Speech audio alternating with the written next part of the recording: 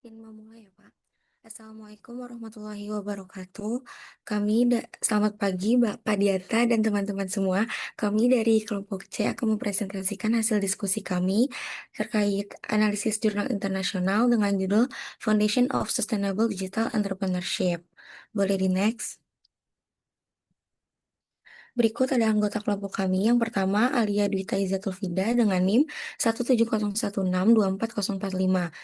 Kemudian ada Asyifa Ramayani dengan NIM 17016240088. Yang ketiga ada saya sendiri Kak Junita dengan NIM 17016241115. Boleh di next? Masuk ke identitas artikel. Artikel yang pertama dengan judul Mapping the Intersection of Entrepreneurship, Digitalization, and the SDGs, a Scopus-Based Literature Review. Penulisnya Panagiota Santopoulou dan Alexandros Sahinidis. Tahun terbitnya tahun 2025. Boleh di next? Yang pertama ada metodologi penelitian. Penelitian ini menggunakan pendekatan tinjauan literatur deskriptif dengan sumber data dari Scopus pada periode 2005 sampai 2025. Artikel yang dipilih dibatasi pada jurnal ilmiah berbahasa Inggris dengan kata kunci yang relevan. Proses seleksi mengacu pada Prisma 2020, dimulai dari 314 artikel, kemudian disaring menjadi 180, hingga pada akhirnya diperoleh menjadi 2022 artikel empiris yang sesuai dengan kriteria penelitian. Dan metode ini dipilih supaya peneliti bisa melihat gambaran besar dari berbagai penelitian yang sudah ada. Jadi hasilnya lebih menyeluruh dan tidak hanya dari satu kasus saja. Proses penyaringan yang ketat juga penting untuk memastikan artikel yang digunakan benar-benar relevan dan berkualitas. Boleh di next? Selanjutnya akan dipaparkan oleh rekan saya. Yang selanjutnya itu ada core idea atau inti dari idenya. Jadi artikel ini membahas bagaimana dunia saat ini menghadapi tantangan besar dalam mencapai Sustainable Development Goals atau SDGs, terutama karena adanya perubahan cepat akibat transformasi digital. Di satu sisi, bisnis itu tetap dituntut untuk mengikuti perkembangan teknologi, tapi di sisi lain masih banyak kendala seperti kesenjangan akses teknologi, kurangnya strategi yang selaras dengan SDGs, serta dukungan institusi yang belum optimal. Selanjutnya inti utama dari artikel ini adalah bahwa transformasi digital dan kewirausahaan itu dapat menjadi kunci dalam mendorong pembangunan yang berkelanjutan. Teknologi seperti AI, Big Data, Blockchain, dan platform digital itu membantu bisnis menciptakan cara baru dalam menjalankan usaha. Jadi tidak hanya untuk mencari keuntungan, tapi juga untuk memberikan dampak sosial dan menjaga lingkungan. Selain itu, digitalisasi juga terbukti memberikan banyak manfaat. Teknologi bisa meningkatkan inovasi, membuat proses bisnis yang lebih efisien, serta meningkatkan transparansi, serta membuka peluang yang lebih luas bagi masyarakat untuk ikut terlibat dalam kegiatan ekonomi. Hal ini tentunya dapat membantu pencapaian beberapa tujuan SDGs, yaitu SDG 8, 10, dan 13. Namun, pemanfaatan teknologi ini masih belum merata karena masih banyak daerah atau pelaku usaha yang belum memiliki akses atau kemampuan untuk menggunakan teknologi digital. Selain itu, banyak bisnis yang menggunakan teknologi hanya untuk meningkatkan keuntungan, tanpa mempertimbangkan dampaknya terhadap lingkungan dan sosial. Kurangnya dukungan dari pemerintah atau lembaga juga menjadi hambatan dalam penerapan strategi yang berkelanjutan. Oleh karena itu, artikel ini menekankan pentingnya pendekatan yang lebih menyeluruh dan terintegrasi, yang artinya penggunaan teknologi, kegiatan bisnis, dan tujuan keberlanjutan harus saling terhubung. Diperlukan kerjasama antara pemerintah, pelaku usaha, dan masyarakat, serta peningkatan kemampuan sumber daya manusia agar transformasi digital dapat dimanfaatkan secara maksimal. Boleh di next? Selanjutnya akan dipaparkan oleh rekan saya. Selanjutnya, key finding dalam penelitian. Key finding ini dalam penelitian ini berisi temuan-temuan utama yang diperoleh dari hasil analisis beberapa studi terkait. Di antaranya, yang pertama, dari 22 studi, mayoritas menggunakan metode kuantitatif sebanyak 60%, diikuti kualitatif 25%, dan campuran 15%. Namun, hasilnya masih belum terintegrasi secara menyeluruh. Sebagian besar penelitian menggunakan data angka dan pengukuran statistik, tetapi hasil dari berbagai studi tersebut belum disatukan secara komprehensif, sehingga gambaran keseluruhannya masih terpecah-pecah. Yang kedua, Teknologi digital seperti AI, blockchain, ERP, dan platform digital lainnya terbukti mendukung pencapaian SDGs melalui peningkatan inovasi, transparansi, efisiensi, dan akses pasar. Jadi berbagai teknologi digital terbukti membantu proses pembangunan berkelanjutan dengan cara mempercepat inovasi, meningkatkan keterbukaan informasi, memperbaiki efisiensi proses, serta memperluas peluang akses ke pasar. Yang ketiga, transformasi digital membuka peluang besar seperti perluasan pasar dan efisiensi biaya, tetapi juga menghadapi tantangan seperti kesenjangan digital, lemahnya keterkaitan dengan SDGs, dan kurangnya dukungan kebijakan. Digitalisasi ini memberikan dampak positif seperti peningkatan daya saing dan efisiensi biaya, namun di saat yang sama juga menimbulkan tantangan seperti ketimpangan akses teknologi dan kurangnya sinkronisasi dengan tujuan SDGs serta kebijakan yang belum optimal. Yang terakhir, keberhasilan transformasi digital sangat bergantung pada kesiapan SDM, dukungan lembaga dan kebijakan yang konsisten. Jadi hasil transformasi digital tidak hanya ditentukan oleh teknologi, tetapi juga oleh kemampuan sumber daya manusia, dukungan institusi, serta kebijakan yang jelas dan konsisten dalam jangka panjang. Boleh di next. Selanjutnya akan dipaparkan oleh rekan saya. Baik, selanjutnya ada analisis kebijakan. Pada jurnal yang pertama ini, analisis kebijakan menunjukkan bahwa transformasi digital saat ini belum sepenuhnya selaras dengan upaya pencapaian SDGs. Hal ini terlihat dari masih adanya ketimpangan akses digital serta keterbatasan dukungan institusional yang menghambat pemanfaatan teknologi secara optimal. Nah, untuk mengatasi permasalahan tersebut, terdapat beberapa opsi kebijakan yang dapat dilakukan. Yang pertama, pemerintah perlu memperkuat integrasi antara kebijakan digital dengan SDGs, sehingga transformasi digital tidak hanya berorientasi pada efisiensi ekonomi, tetapi juga memberikan dampak sosial dan lingkungan. Yang kedua, diperlukan peningkatan pemerataan akses dan infrastruktur digital agar seluruh lapisan masyarakat dapat memanfaatkan teknologi secara optimal dan kesenjangan digital dapat dikurangi. Yang ketiga, adanya penguatan peran institusi dan ekosistem pendukung juga menjadi hal penting melalui regulasi, insentif, serta kolaborasi antara pemerintah, sektor swasta, dan akademisi untuk mendorong inovasi berkelanjutan. Implementasi kebijakan-kebijakan tersebut berpotensi meningkatkan inovasi, efisiensi, dan inklusi sosial, serta memperluas partisipasi masyarakat dalam kegiatan ekonomi. Nah, dalam jangka panjang, hal ini akan mendorong terbentuknya ekosistem digital yang berkelanjutan. Namun, tanpa arah kebijakan yang jelas, digitalisasi justru berisiko hanya mendorong pertumbuhan ekonomi tanpa memberikan dampak sosial dan lingkungan yang signifikan.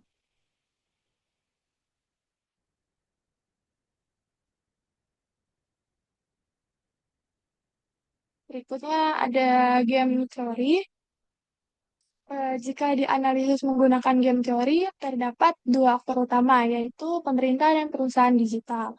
Keduanya memiliki dua pilihan strategi, yaitu mengintegrasikan digitalisasi dengan SDGs atau hanya berfokus pada efisiensi dan profit jangka pendek. Nah, apabila kedua pihak memilih untuk mengintegrasikan aspek keberlanjutan, maka akan tercipta ekosistem bisnis yang inovatif dan berkelanjutan. Namun, jika salah satu pihak hanya berorientasi jangka pendek, maka akan muncul ketimpangan dan kegagalan dalam mencapai tujuan pembangunan berkelanjutan. Nah, kondisi ini dapat dijelaskan sebagai prisoners dilemma, di mana keputusan rasional masing-masing pihak justru menghasilkan outcome yang tidak optimal secara kolektif. Oleh karena itu, diperlukan insentif kebijakan agar kedua pihak terdorong memilih strategi jangka panjang. Selanjutnya akan dilanjutkan oleh rekan saya.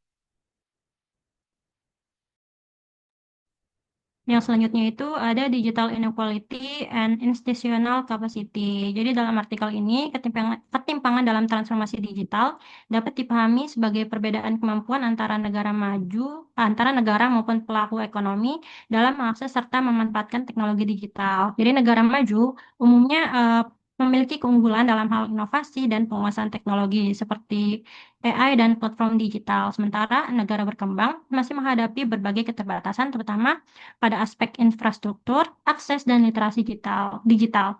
Dan kondisi ini menyebabkan pemanfaatan teknologi digital tidak berlangsung secara merata, sehingga pihak yang memiliki akses dan kapasitas teknologi yang lebih baik cenderung memperoleh manfaat ekonomi yang lebih besar. Sebaliknya, pihak yang tidak memperoleh akses dan kapasitas teknologi akan tertinggal dan semakin sulit bersaing dalam ekonomi digital. Selain itu, ketimpangan ini semakin diperkuat oleh perbedaan kapasitas institusional. Negara atau organisasi yang memiliki sistem kebijakan, regulasi, dan tata kelola yang kuat cenderung mampu mengarahkan transformasi digital agar selaras dengan tujuan pembangunan berkelanjutan. Sebaliknya, pihak yang memiliki kelemahan institusi menghadapi kesulitan dalam mengimplementasikan strategi digital secara efektif. Dengan demikian, ketimpangan akses terhadap teknologi digital dan perbedaan kapasitas institusional dapat menyebabkan proses transformasi digital berjalan tidak seimbang. Oleh karena itu, diperlukan upaya yang lebih terintegrasi seperti pemerataan akses teknologi, penguatan infrastruktur digital, serta peningkatan kapasitas institusi agar manfaat digitalisasi dapat dirasakan secara lebih adil dan merata di berbagai wilayah dan kelompok masyarakat. Boleh di next?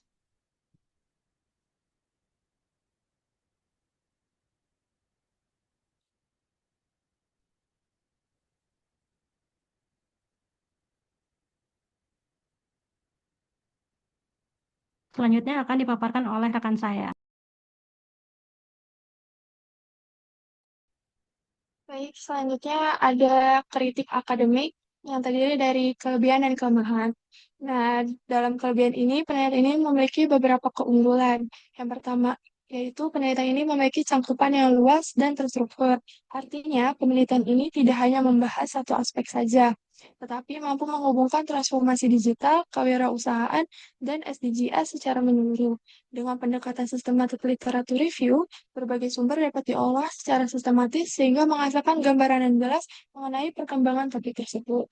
Yang kedua, penelitian ini relevan baik secara akademik maupun praktis. Secara akademik, penelitian ini dapat menjadi referensi dalam pengembangan ilmu terkait digital entrepreneurship dan keberlanjutan. Sementara secara praktis, hasil penelitian ini juga dapat digunakan oleh pelaku usaha dan pembuat kebijakan dalam merancang strategi yang lebih efektif dan berkelanjutan. Yang ketiga, yang ketiga yaitu penelitian ini memiliki kontribusi ganda. Tidak hanya memberikan landasan teoritis, tetapi juga memberikan panduan implementatif. Dengan demikian, penelitian ini tuh tidak hanya bermanfaat untuk pengembangan teori, tetapi juga dapat diterapkan secara nyata dalam praktik kewirausahaan digital.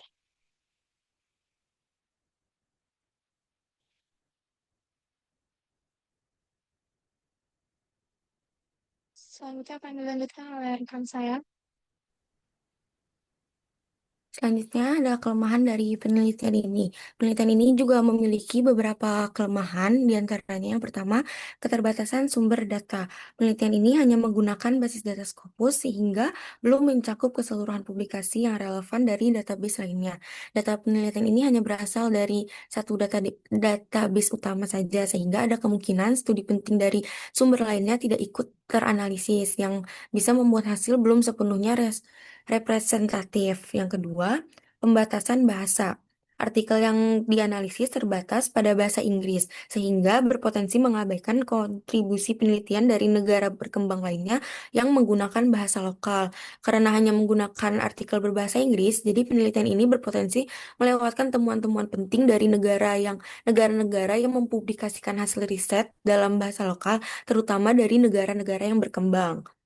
Yang ketiga, fokus pada studi empiris, kajian teoritas, dan konseptual tidak disertakan, sehingga landasan ilmiahnya belum tergambar secara menyeluruh. Penelitian, penelitian ini lebih menekankan data berbasis pengalaman lapangan atau angka, sehingga pemikiran teoritas yang bisa memperkaya pemahaman konsep belum banyak dimasukkan. Boleh di next?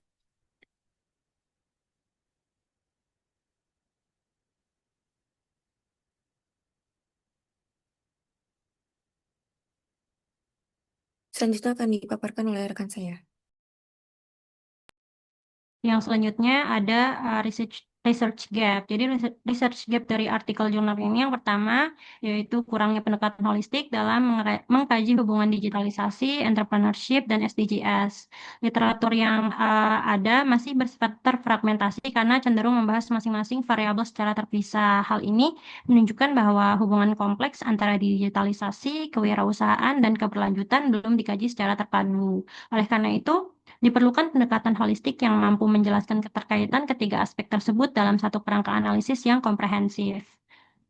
Gap yang kedua yaitu keterbatasan penelitian empiris terkait digital entrepreneurship dan SDGs. Sebagian besar penelitian sebelumnya masih berfokus pada pendekatan konseptual dibandingkan pengujian empiris. Uh, Hal ini itu dibuktikan dalam artikel yang menyatakan bahwa there has been a serious lack of empirical studies on the impact of artificial intelligence on the business process, especially in sustainable entrepreneurship. Yang artinya, meskipun AI telah diakui mampu meningkatkan inovasi dan pengambilan keputusan, bukti nyata berbasis data terkait implementasinya dalam kewirausahaan berkelanjutan masih sangat terbatas. Oleh karena itu, diperlukan penelitian empiris yang lebih mendalam untuk menguji dampak nyata AI terhadap praktik bisnis berkelanjutan. Gap yang ketiga yaitu minimnya kajian tentang dampak digital entrepreneurship terhadap SDGs. Jadi meskipun kewirausahaan dan teknologi digital diakui berkontribusi terhadap pembangunan berkelanjutan, penelitian yang secara spesifik mengkaji dampak digital entrepreneurship terhadap SDGs itu masih terbatas. Hal ini menunjukkan adanya celah penelitian yang penting, mengingat digital entrepreneurship memiliki potensi besar dalam mendorong pencapaian tujuan pembangunan berkelanjutan secara lebih luas dan terstruktur. Dan gap yang terakhir yaitu kurangnya analisis sistematis dan komprehensif. Hubungan antara digital transformation, entrepreneurship, dan sustainability belum banyak dianalisis secara sistematis. Artikel ini secara jelas menyebutkan bahwa there is still a research gap and a lack of systematic and comprehensive analysis of the link between these concepts. Hal ini menunjukkan bahwa penelitian sebelumnya masih terbatas pada hubungan parsial antar variabel sehingga diperlukan studi yang mampu memetakan hubungan tersebut secara menyeluruh dan terstruktur. Boleh di next. Selanjutnya akan dipaparkan oleh rekan saya. Selanjutnya, implikasi bagi Indonesia. Dalam konteks Indonesia, terdapat beberapa implikasi dari penerapan teknologi digital ini. Di antaranya, yang pertama, mendorong efisiensi sektor penting. Teknologi digital membantu pengelolaan sektor lingkungan pertanian dan energi menjadi lebih efisien, terukur, dan mudah dipantau. Pemanfaatan teknologi ini membuat pengelolaan sumber daya seperti energi, pertanian, dan lingkungan menjadi lebih berbasis data, sehingga proses pemantauan dan pengambilan keputusan bisa dilakukan lebih cepat dan tepat. Yang kedua, menciptakan peluang usaha baru. Digitalisasi membuka peluang bisnis yang tidak hanya fokus pada keuntungan saja, tetapi juga memperhatikan aspek sosial dan lingkungannya. Perkembangan digital ini mendorong lahirnya model bisnis yang baru, tidak hanya mengejar keuntungan, tetapi juga menawarkan solusi terhadap masalah sosial dan lingkungan melalui inovasi teknologi. Yang ketiga, resiko kesenjangan digital. Perbedaan akses teknologi antar daerah ini dapat menyebabkan tidak meratanya manfaat yang dirasakan oleh masyarakat. Tidak semua wilayah memiliki akses dan kemampuan yang sama dalam menggunakan teknologi, sehingga sebagian masyarakat bisa tertinggal dan tidak merasakan manfaat transformasi digital ini secara optimal. Boleh di next. Selanjutnya akan dipaparkan oleh rekan saya. Baik, berikutnya ada kesimpulan dari jurnal pertama. Berdasarkan hasil penelitian dapat disimpulkan bahwa transformasi digital dan kewirausahaan memiliki potensi besar sebagai pendorong utama dalam pencapaian Sustainable Development Goals atau SDGs. Pemanfaatan teknologi seperti artificial intelligence, blockchain, dan berbagai platform digital terbukti mampu meningkatkan inovasi, transparansi, serta inklusi sosial yang sejalan dengan tujuan pembangunan berkelanjutan. Namun demikian, implementasi transformasi digital tersebut masih belum berjalan secara optimal. Hal ini disebabkan oleh belum adanya keselarasan antara digitalisasi dengan agenda keberlanjutan, serta masih adanya kesenjangan akses digital dan keterbatasan dukungan institusional.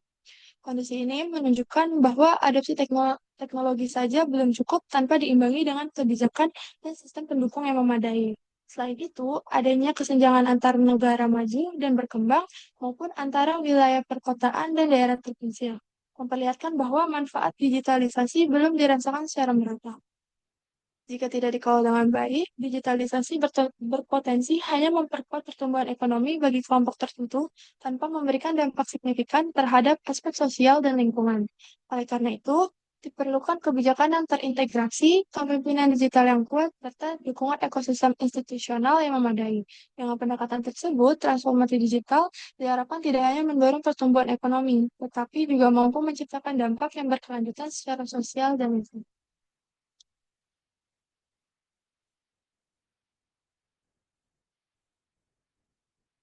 Selanjutnya akan dipaparkan oleh rekan saya.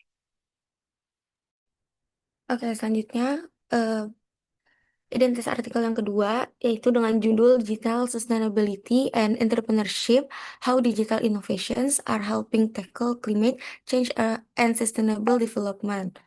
Penulisnya ada Gerard George, Ryan Kimeril, dan Simon. Tahun terbitnya tahun 2021. Boleh di next?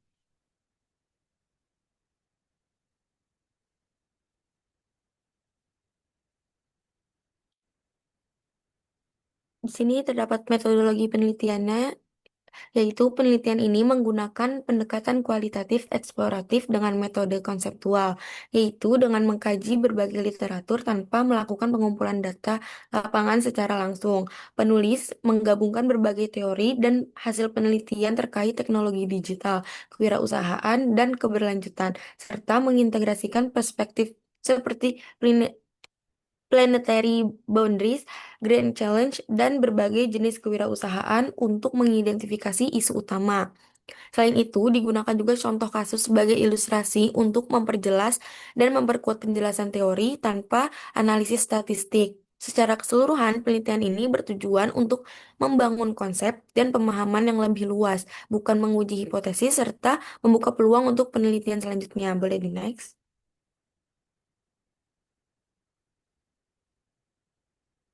Selanjutnya akan dipaparkan oleh rekan saya. Yang selanjutnya adalah core idea dari artikel yang kedua. Jadi, artikel ini mengawali pembahasan dari fenomena krisis lingkungan global yang semakin memburuk seperti perubahan iklim, hilangnya biodiversitas, dan degradasi ekosistem yang mengancam keberlanjutan kehidupan manusia. Dan fenomena tersebut terjadi bersamaan dengan pesatnya perkembangan teknologi digital seperti kecerdasan buatan, Internet of Things, dan blockchain. Namun, penulis artikel ini menyoroti bahwa hingga saat ini masih terdapat kesenjangan dalam integrasi antara kemajuan teknologi digital dan upaya penanganan isu keberlanjutan, baik dalam kajian akademik maupun praktik. Jadi berdasarkan kondisi tersebut, penulis mengajukan konsep digital sustainability sebagai kerangka baru yang menekankan pemanfaatan teknologi digital oleh pelaku kewirausahaan untuk menciptakan nilai ekonomi sekaligus nilai sosial dan lingkungan secara bersamaan. Dan dalam kerangka ini, penelitian mengidentifikasi 6 hambatan utama dalam pencapaian keberlanjutan, yaitu masalah pengetahuan, valuasi, komunikasi, koordinasi, dan kepercayaan, akses, serta kelembagaan. Karena hambatan ini saling berkaitan dan memperumit upaya pencapaian tujuan pembangunan yang berkelanjutan. Dan sebagai kontribusi utama, artikel ini menunjukkan bahwa teknologi digital memiliki potensi untuk mengatasi berbagai hambatan tersebut melalui mekanisme seperti peningkatan transparansi informasi, penciptaan pasar baru melalui tokenisasi, penyederhanaan komunikasi melalui platform digital, serta penguatan koordinasi dan institusi berbasis teknologi. Dengan demikian, digital sustainability menawarkan pendekatan inovatif yang tidak hanya bersifat scalable dan kolaboratif, tapi juga mampu mengurangi trade-off antara kepentingan ekonomi dan keberlanjutan lingkungan, sekaligus membuka arah baru dalam penelitian dan praktik kewirausahaan berbasis teknologi. Boleh di next? Yang selanjutnya akan dipaparkan oleh rekan saya. Selanjutnya, key finding temuan utama dalam penelitian ini. Di antaranya yang pertama, teknologi digital seperti AI, Internet of Things, Big Data, blockchain mendukung keberlanjutan dan membantu menyelesaikan masalah besar seperti perubahan iklim. Maksudnya, teknologi ini membantu manusia melihat kondisi lingkungan secara lebih nyata dan cepat. Misalnya, sensor IoT bisa memantau kualitas udara atau penggunaan energi secara langsung, sehingga masalah lingkungan bisa diketahui lebih awal dan ditangani sebelum semakin parah. Yang kedua, ada 6 hambatan utama keberlanjutan. Yang pertama, keterbatasan pengetahuan. Yang kedua, penilaian lingkungan sulit. Yang ketiga, kurangnya komunikasi. Yang keempat, kurangnya kepercayaan atau koordinasi. Yang kelima, aksesnya terbatas. Yang keenam, lemahnya institusi. Hambatan ini menunjukkan bahwa masalah keberlanjutan tidak hanya soal teknologi, tetapi juga manusia, dan sistem. Banyak kebutuhan lingkungan yang sulit dilakukan karena datanya yang belum jelas. Pihak-pihak tidak saling terhubung serta kebijakan yang belum kuat untuk mendorong tindakan berkelanjutan. Yang ketiga, teknologi digital dapat mengatasi hambatan tersebut melalui data yang lebih akurat, transparansi, dan kerjasama yang lebih mudah. Peran teknologi di sini adalah menjembatani kesenjangan. Data digital membuat informasi yang tadinya tersebar atau tidak jelas menjadi lebih terstruktur sehingga semua pihak bisa mengambil keputusan berdasarkan data yang sama. Yang keempat, perusahaan tidak perlu memilih antara keuntungan dan keberlanjutan karena keduanya bisa berjalan bersama atau digital sustainability. Artinya, perusahaan tidak harus mengorbankan keuntungan untuk lebih peduli lingkungan. Justru dengan teknologi, efisiensi seperti penghematan energi, pengurangan limbah, dan optimalisasi proses bisa sekaligus menurunkan biaya operasional. Yang terakhir, kolaborasi antara perusahaan, pemerintah, dan masyarakat sangat penting, dan teknologi digital mempermudah kerjasama tersebut. Jadi kerjasama menjadi lebih efektif karena teknologi memungkinkan komunikasi real time dan berbagi data secara terbuka. Hal ini membuat pemerintah, perusahaan, dan masyarakat bisa bergerak dengan tujuan yang sama tanpa banyak miskomunikasi atau tumpang tindih program. Boleh di next? Selanjutnya akan dipaparkan oleh rekan saya.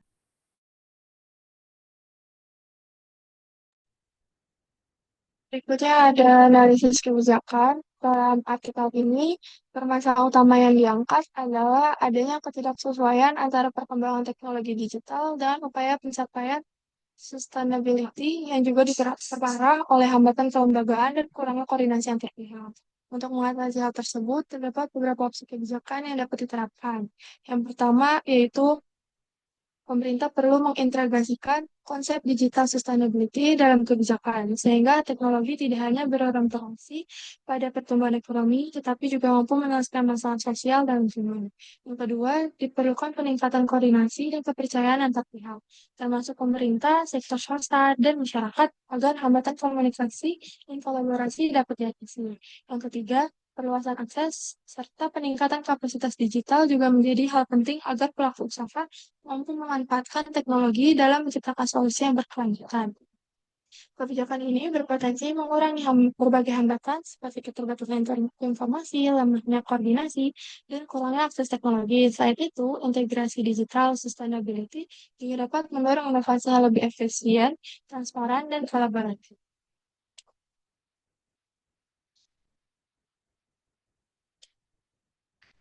Berikutnya ada game teori. Dalam perspektif game teori, aktor yang terlibat adalah pelaku usaha digital serta pemerintah dan institusi. Nah, strategi yang dapat dipilih adalah mengadopsi atau tidak mengadopsi digital sustainability. Jika seluruh pihak mengadopsi pendekatan ini, maka hambatan seperti kurangnya informasi dan koordinasi dapat diminimalkan, sehingga tercipta sistem yang lebih efektif dan berkelanjutan. Sebaliknya, jika tidak semua pihak berkomitmen, maka hambatan tersebut akan tetap ada dan menghambat pencapaian sustainability. Situasi ini juga mencerminkan prisoner dilemma, di mana terdapat konflik antara kepentingan jangka pendek dan jangka panjang. Karena itu, diperlukan kebijakan yang mampu mendorong semua pihak untuk mengambil keputusan yang mendukung keberlanjutan. Selanjutnya akan dipaparkan oleh rekan saya.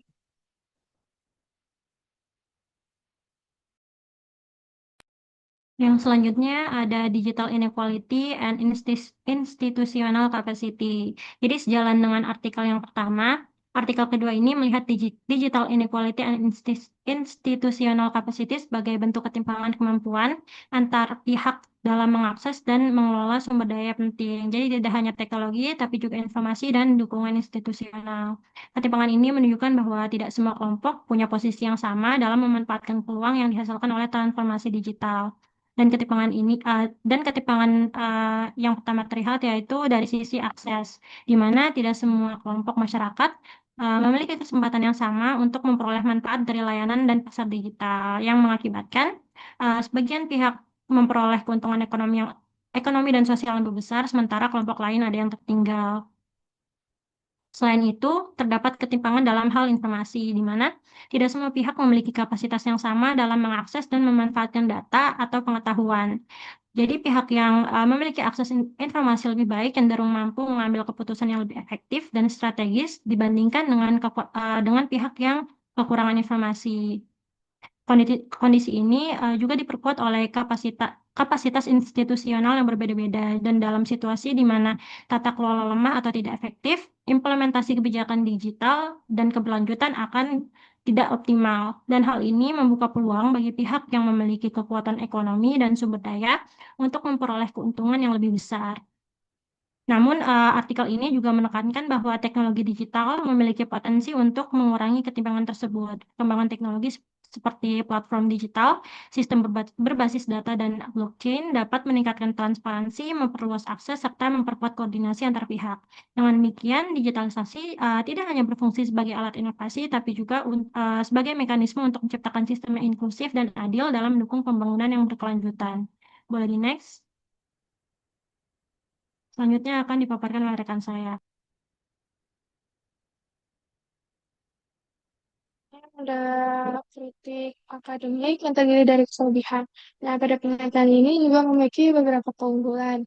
Yang pertama, penelitian ini berhasil mengembangkan konsep digital sustainability sebagai pendekatan dulu. Konsep ini penting karena mampu menghubungkan teknologi digital dengan aspek ekonomi, sosial, dan lingkungan secara bersamaan, sehingga memberikan cara pandang yang lebih komprehensif terhadap keberlanjutan. Yang kedua, ini mampu mengidentifikasi hambatan secara sistematis. Hambatan seperti keterbatasan pengetahuan, akses teknologi, koordinasi, hingga kelembagaan dijelaskan secara terstruktur sehingga memudahkan pembaca memahami permasalahan utama serta peran teknologi digital dalam mengatasinya.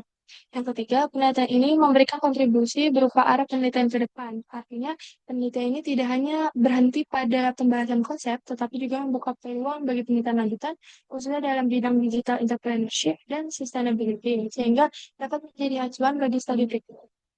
Selanjutnya akan dipaparkan oleh rekan saya. Oke, selanjutnya ada kelemahan dari penelitian ini. Penelitian ini juga memiliki beberapa kelemahan.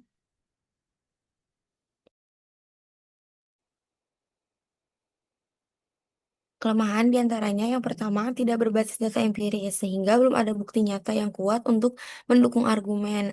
Jadi argumen yang disampaikan ini lebih banyak bersifat konseptual sehingga belum didukung oleh hasil penelitian lapangan, angka statistik atau studi kasus nyata yang bisa memperkuat validitas temuan. Yang kedua, pembahasan lebih menonjolkan sisi positif teknologi digital dan kurang membahas resiko atau tantangan secara mendalam. Jadi pembahasan ini cenderung fokus pada manfaat teknologi tanpa memberikan gambaran yang seimbang tentang dampak negatifnya seperti potensi penyalahgunaan data, ketergantungan teknologi, atau resiko lingkungan dari infrastruktur digital. Yang ketiga, kurang mempertimbangkan perbedaan kondisi antar negara seperti kesiapan infrastruktur dan kualitas SDM. Jadi analisis ini belum sepenuhnya realistis karena tidak membahas bahwa penerapan teknologi ini sangat dipengaruhi oleh kondisi masing-masing negara, seperti ketersediaan infrastruktur digital, tingkat literasi teknologi, dan kualitas sumber daya manusia yang berbeda-beda. Di next. Selanjutnya, implikasinya bagi Indonesia. Dalam konteks Indonesia terdapat beberapa implikasi dari penerapan teknologi digital ini. Di antaranya yang pertama, teknologi digital membantu meningkatkan efisiensi di sektor lingkungan, pertanian, dan energi, serta mempermudah pemantauan. Jadi teknologi digital ini membuat proses pengelolaan sumber daya menjadi lebih terukur dan cepat. Misalnya dalam pemantauan kondisi lahan, penggunaan energi, atau kualitas lingkungan sehingga keputusan bisa diambil lebih tepat waktu. Yang kedua, membuka peluang usaha baru yang tidak hanya berorientasi pada keuntungan, tetapi juga berdampak bagi sosial dan lingkungan. Munculnya inovasi berbasis teknologi ini mendorong bisnis yang tidak hanya mencari keuntungan, tetapi juga menyelesaikan masalah sosial seperti pemberdayaan masyarakat dan pengurangan dampak lingkungan melalui solusi digital. Yang terakhir, masih terdapat kesenjangan akses teknologi antar daerah sehingga manfaatnya belum merata. Jadi manfaat teknologi ini belum dirasakan secara merata karena beberapa daerah masih memiliki keterbatasan infrastruktur internet, perangkat digital, dan kemampuan SDM sehingga perkembangannya tidak berjalan seimbang. Boleh di next. Selanjutnya akan dipaparkan oleh rekan saya. Berikutnya ada kesimpulan dari artikel yang kedua ini. Berdasarkan pembahasan dalam penelitian ini, dapat disimpulkan bahwa teknologi digital memiliki potensi besar dalam mendukung upaya pencapaian keberlanjutan, terutama dalam menghadapi berbagai tantangan global seperti perubahan iklim dan pembangunan berkelanjutan. Melalui konsep digital sustainability, teknologi seperti artificial intelligence, Internet of Things, dan blockchain dapat dimanfaatkan untuk meningkatkan efisiensi, transparansi, serta kolaborasi antar berbagai pihak. Namun demikian, implementasi konsep tersebut masih menghadapi berbagai hambatan, seperti keterbatasan pengetahuan, akses teknologi, lemahnya koordinasi, serta kelemahan institusi. Hal ini menunjukkan bahwa pemanfaatan teknologi digital tidak dapat berdiri sendiri, melainkan perlu didukung oleh kebijakan yang tepat, peningkatan kapasitas sumber daya manusia, serta ekosistem yang kondusif. Selain itu, masih adanya ketimpangan akses dan informasi menyebabkan tidak semua pihak dapat merasakan manfaat dari teknologi digital secara merata. Kondisi ini berpotensi memperbesar kesenjangan jika tidak diatasi dengan pendekatan yang tepat. Oleh karena itu, diperlukan pendekatan antar integrasi dan kolaboratif agar teknologi digital dapat dimanfaatkan secara optimal dalam mendukung keberlanjutan. Penelitian ini juga membuka peluang bagi kajian lanjutan, khususnya yang bersifat empiris dan konseptual, guna memperkuat pemahaman mengenai peran digital entrepreneurship dalam mencapai pembangunan berkelanjutan.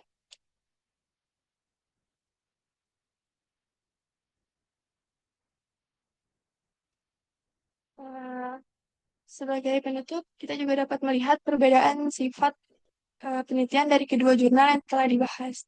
Pada jurnal pertama oleh Panegyoka, jenis penelitiannya adalah systematic atau descriptive review, yang berarti penelitian ini mengolah berbagai studi empiris yang sudah ada, yaitu sebanyak 22 studi untuk mendapatkan gambaran yang lebih luas terkait topik yang dibahas. Sementara itu, jurnal kedua oleh Gorge dan rekan-rekan menggunakan pendekatan konseptual framework yang lebih berfokus pada pengembangan konsep dan pemikiran teoritis tanpa menggunakan data empiris secara langsung. Dari segi fokus, jurnal pertama menekankan pada analisis literatur untuk memetakan kondisi dan temuan penelitian yang sudah ada. Sedangkan jurnal kedua lebih berfokus pada pengembangan konsep baru, yaitu digital sustainability. Kemudian dari sisi output, jurnal pertama menghasilkan temuan penelitian sekaligus research gap sehingga dapat menunjukkan cara penelitian yang masih perlu dikembangkan. Sementara jurnal kedua menghasilkan model konseptual serta research agenda yang dapat menjadi arah bagi penelitian selanjutnya. Dan yang terakhir, dari segi tujuan, jurnal pertama bertujuan untuk memetakan perkembangan penelitian yang sudah ada, sedangkan jurnal kedua lebih mengarah pada memberikan arah dan panduan bagi penelitian di masa depan. Dengan demikian, kedua jurnal ini saling melengkapi, di mana jurnal pertama memberikan dasar empiris, sementara jurnal kedua memperkuat dari sisi konseptual. Selebihnya akan saya kembalikan kepada Ika.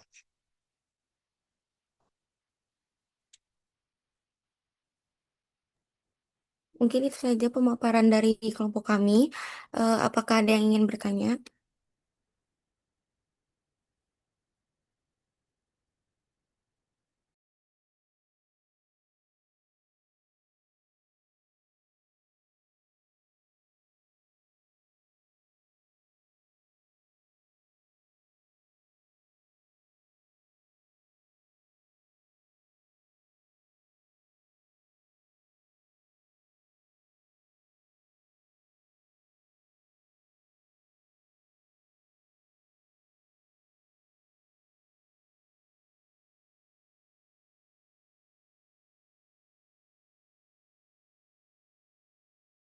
Jika ada yang ingin bertanya, boleh langsung raise hand, terus ngajuin pertanyaannya ya.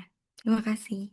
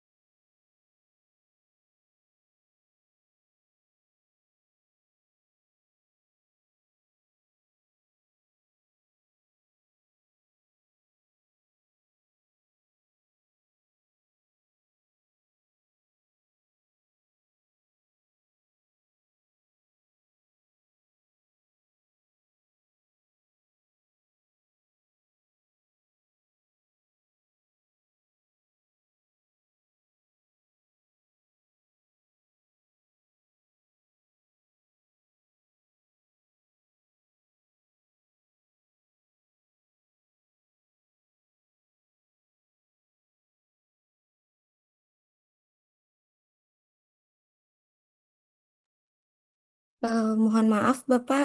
Ini jika tidak ada yang bertanya, apakah boleh langsung ditutup saja? Oke, boleh teman-teman. Itu. Tapi izin ya, itu saya mau kasih tugas tambahan itu karena saya udah lihat apa namanya tugas yang dikumpulin. Ini kan per kelompok. Oke, satu, kedua, itu. Saya mau nanya anggota kelompok, sulit nggak bikin resume jurnalnya kalau bentuk PowerPoint?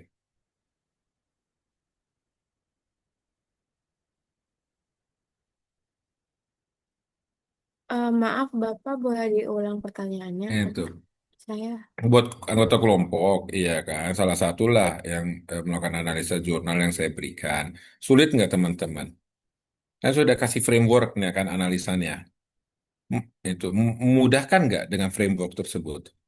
Memudahkan Bapak karena kita jadi tahu yang harus kita analisis itu di bagian apa saja.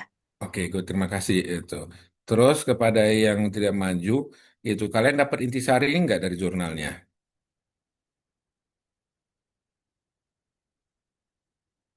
Yang mendengarkan dari yang paparan tadi, itu dapat intinya nggak? Silakan Raden. Izin menjawab mungkin kalau tentang sustainable digital entrepreneurship ini eh, gimana kita punya usaha yang nggak cuman berorientasi pada keuntungan Pak, tapi berkelanjutan juga. Jadi nggak cuman nyari keuntungan, tapi kita juga memperhatikan kondisi lingkungan dan sosial di sekitar kita. Oke, dapat intinya ya dari masing-masing jurnal ya yang itu. Oke, itu. Saya minta kalian semua kan udah ada tema-temanya kan, per materi kan, per topik kan. Oke, itu kalau ada jurnal yang oleh kelompok udah saya berikan, saya minta masing-masing dari kalian itu cari jurnal sendiri yang terkait atau yang sejenis membahas topik tersebut. Kalian cari jurnal bebas itu dan kalian lampirkan PowerPoint-nya kan cuma 5 slide, 4 slide kan. Nah, itu biar outputnya adalah minimal dari kalian masing-masing sudah membaca 15 jurnal. Saya nggak minta Word-nya, saya mintanya PowerPoint-nya. Kalian cari jurnal yang mana, kalian kasih PowerPoint-nya. Bapak, saya mungkin izin nanya. Untuk jurnalnya ini terkait materinya seputar kelompok yang hari ini dibahas Iya, atau betul. sesuai dengan masing-masing? Enggak, sesuai dengan topik. Oh, Nah, berarti itu. sesuai dengan yang dibahas tadi Iya, gitu ya, Pak? iya. Jadi kan ada narasi besarnya kan, materinya kan. Silakan cari jurnal-jurnal yang terkait sejenis, ya kan. Itu. Ya sama kalau kalian tahu MasterChef, tahu nggak MasterChef? Itu ingat ada mystery box. Oh, tiba-tiba ada Mister Box-nya ada ayam. Itu. Ada ya udah, ada ayam goreng, ayam bakar, ayam rebus, ya kan? Itu. Tadi soto ayam. Itu pokoknya ada ayamnya lah, ya. Nah, jadi setiap minggu pas aku baca yang di Google apa namanya di Google Drive nih ya yang dikirim ke saya itu. Jadi bukan hanya ada satu materi dari kelompok yang maju, tetapi semua dari kalian ada dengan jurnal aslinya ya. Ini bagian kalian melatih soft skill kalian analisa. Jadi kalian latihan 15 kali menganalisa lah jurnal. Oke? Bapak, saya izin bertanya, Silahkan. untuk tugas tambahannya itu hanya untuk di pertemuan ini atau Enggak, di setiap ke depan aja, pemaparan? ke depan. Oh, baik, baik. Terima Ya, kasih, Bapak. oke. Itu. Nanti kita ketemu lagi kapan ya? Besok deh kita ketemu ya. Tapi sore ya, bisa? Bapak, kita bisanya di hari Kamis di jam 1, Pak. Oh ya Allah, kalian yang kelas yang 1 sampai jam 5 sore ya, aku lupa ya. Oh nggak Bapak bisa, bisa, iya, nggak bisa. Bapak Aku bisa besok nggak? nggak bisa. Besok nggak bisa. Kalau siang nggak bisa. Di hari Kamis Bapak di jam 1 bisa tidak, Pak? Kamis kondisional ya. Kamis Baik. kondisional ya. Itu. Jumat sore oke. Atau jam 7 malam lah gitu ya. Karena ini kan Zoom. Oke? Oke. Yuk, Bapak izin bertanya, Pak, silahkan. untuk yang kelompok hari ini, apakah mereka bikin tugasnya lagi atau Enggak, nggak enggak, usah, enggak, Pak? enggak, enggak. Enggak, enggak, enggak, enggak. Oke, Itu. Jadi mulai materi berikutnya. oke. Untuk jurnalnya berapa ya, Pak, maksimal? Oh, enggak, masing-masing satu aja. Oh, satu. Oke, Pak. Itu jadi masing-masing dari kalian itu yang maju hari ini kan Zahra misalnya ya kan itu tapi kan besok yang maju misalnya Novia ya Zahra bikin juga cari juga itu Oke, oke. cari jurnal sendiri aja Oke, tapi nggak dipaparin yang paparan cuma yang kelompok doang kok oke, Pak. Untuk deadline-nya, kapan ya, Pak? ya udah kami satu Jumat lah Oh, ya kalian siap, juga sistemnya kebut semalam juga kok siap. kalau kalian Makasih, mikirin Pak. seminggu baca seminggu ya kan kayak saya nggak pernah jadi mahasiswa aja oke Siap, Pak. Terima kasih. oke yuk sampai ketemu ya Assalamualaikum Salam. Itu sama Bapak. Terima kasih banyak, Pak.